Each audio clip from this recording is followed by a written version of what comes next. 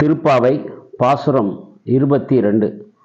அங்கன் மா ஞாலத்தரசர் அபிமான பங்கமாய் வந்து நின் பள்ளி கட்டிற் கீழே சங்கம் இருப்பார் போல் வந்து தலை பெய்தோம்.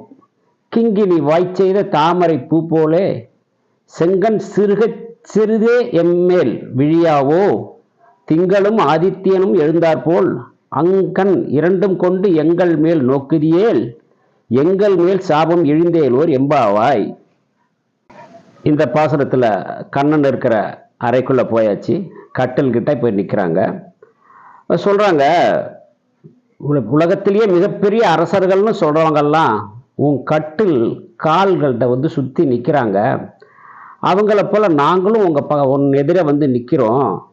தாமரை போல சிவந்த கண்களை மெதுவாக திறந்து எங்களை பார்ப்பாயானால் எங்களது சாபம் அனைத்தும் ஒழிந்து போகும்.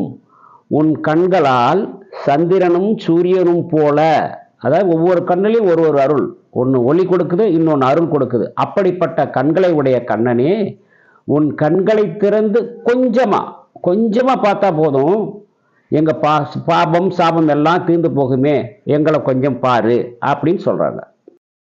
திருப்பள்ளி எழுச்சி பதிகம் 2. அருணன் இந்திரன் திசை அணுகினன் இருள் போய் அகன்றது.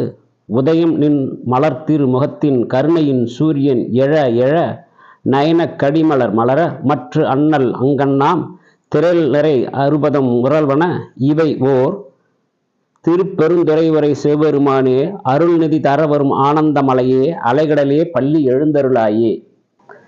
இதில் சிவபெருமான பள்ளி சொல்லி தான் பாடுறாங்க. இதில் அருணன்னா காலையில் இருக்கும் சூரியன் சிகப்பாக இருக்கும். அப்படிப்பட்ட சூரியனுக்கு அருணன்னு பேர். அந்த அருணன் வெளி கிழக்கு பக்கம் வந்துடுச்சு. பொழுது விடிஞ்சிடுச்சு. உங்கள் கண்கள் மலர் போன்ற அழகிய திருமுகத்தில் உள்ள கண்கள் மலர, அதை மலரென்று நினைத்து வண்டுகள் ரீங்காரமிட, இப்படிப்பட்ட அழகிய மலர்கள் சூழ்ந்து இருக்கும் திருப்பெருந்துறையில் உள்ள சிவபெருமானே, அலைகடல் போல் தொடர்ந்து எங்களுக்கு அருள் தர இருக்கும் ஆனந்த மலையே, நீங்கள் பள்ளி எழுந்தருள்க அப்படின்னு சொல்றாங்க.